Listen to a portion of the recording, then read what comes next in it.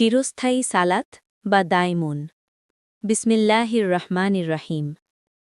আজকে আমরা কথা বলবো কুরআনের এমন একটি গুরুত্বপূর্ণ বিষয় নিয়ে যেটি আমাদের অনেকেই উপেক্ষা করি অথবা সঠিকভাবে বুঝি না। সেই বিষয়টি হল সালাতে দায়মুন, অর্থাৎ চিরস্থায়ী নিরবিচ্ছিন্ন সালাত। প্রথম অংশ, দায়মুন শব্দের অর্থ। কুরআনে সূরা আল মারিজের ২৩ নম্বর আয়াতে আল্লাহ বলেছেন, আল্লাযীনা হুম আলা সালাতিহিম দায়মুন, অর্থ যারা তাদের সালাতের উপর সর্বদা অটল থাকে। এখানে দায়মুন শব্দটি অত্যন্ত গভীর অর্থ বহন করে। এর মানে হল নিরন্তর, কখনো শেষ না হওয়া, সর্বদা বিদ্যমান, অবিরাম। তাহলে প্রশ্ন হল, সালাত কি শুধু দিনে ৩ বার বা ৫ বার নির্দিষ্ট সময়ে পড়লেই হয়ে যায়, নাকি সালাতের একটি চিরস্থায়ী সংযোগের কথা কুরআন বলছে? দ্বিতীয় অংশ, সালাত মানে কি? কুরআনে ইউকিমুনাস সালাহ বলা হয়েছে, অর্থাৎ সালাত কায়েম করা বা প্রতিষ্ঠিত রাখা। এটি কোনো সাময়িক কাজ নয়, এটি একটি চলমান প্রক্রিয়া, আল্লাহর সাথে আমাদের সংযোগ, আমাদের রবের সাথে আমাদের যোগাযোগ, যা ২৪ ঘণ্টা ৭ দিন জারি থাকার কথা। ভাবুন একবার, যদি কোনো মানুষ তার লক্ষ্য অর্জন করতে চায়, সে কি শুধু দিনে কয়েক মিনিট সেই লক্ষ্যের কথা ভাবলেই যথেষ্ট? না, তাকে সেই লক্ষ্যের সাথে সার্বক্ষণিক সংযুক্ত থাকতে হয়। ঠিক এভাবেই সালাতে দায়মুন হল আল্লাহর সাথে আমাদের অবিচ্ছিন্ন সংযোগ। তৃতীয় অংশ, কেন সালাত নষ্ট হয়? সূরা মারিয়ামের ৫৯ নম্বর আয়াতে আল্লাহ বলেছেন এমন মানুষের কথা যারা আদাউস সালাহ করে, অর্থাৎ সালাতকে নষ্ট বা অপচয় করে। কিভাবে সালাত নষ্ট হয়?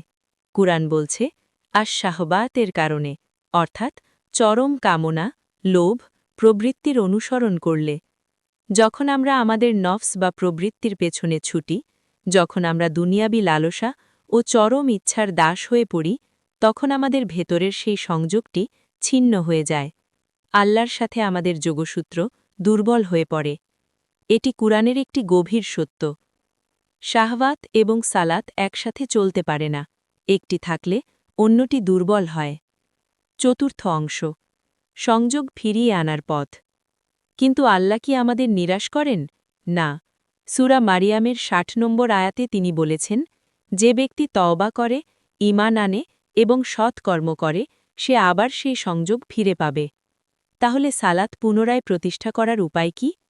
প্রথমত, আবার আল্লাহর সাথে সংযোগের প্রক্রিয়ায় বিশ্বাস আনতে হবে। দ্বিতীয়ত, তওবা করতে হবে, নিজের ভুল স্বীকার করে ফিরে আসতে হবে। তৃতীয়ত, আমালে সালেহ, যা সংশোধনমূলক ও সৎ কাজ করতে হবে।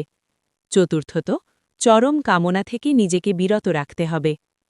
পঞ্চম অংশ, সালাতের ২টি গুরুত্বপূর্ণ শর্ত। কুরআন আমাদের আরও ২টি বিশেষ গুণের কথা বলেছে, যা সালাতের সাথে অঙ্গাঅঙ্গি জড়িত। প্রথমটি হল সাবর, অর্থাৎ ধৈর্য। আল্লাহর সাথে সংযোগ রক্ষা করতে হলে ধৈর্যের কোনো বিকল্প নেই। জীবনের প্রতিটি পরিস্থিতিতে ধৈর্য ধারণ করা মানেই সালাতকে টিকিয়ে রাখা। দ্বিতীয়টি হল খুশু, অর্থাৎ অহংকার মুক্ততা, বিনয়, আত্মসমর্পণ।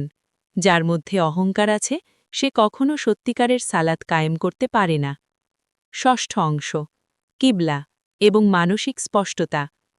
সালাত প্রতিষ্ঠার আগে আরও ২টি বিষয় দরকার। একটি হল মানসিক পরিষ্কারিতা, অর্থাৎ মনকে পরিষ্কার করা, সংশয় ও বিভ্রান্তি দূর করা।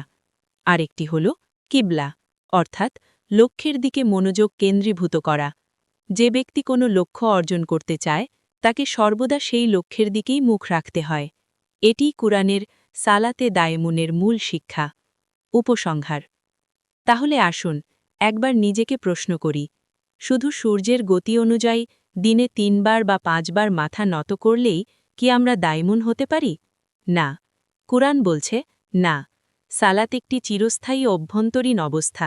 এটি হল আল্লাহর সাথে আমাদের প্রতিটি মুহূর্তের সংযোগ, আমাদের চিন্তায়, আমাদের কাজে, আমাদের সম্পর্কে, আমাদের লক্ষ্যে। দায়মুন মানে কখনো বিচ্ছিন্ন না হওয়া। আল্লাহ আমাদের সকলকে এই সত্যিকারের সালাত প্রতিষ্ঠার তাওফিক দান করুন।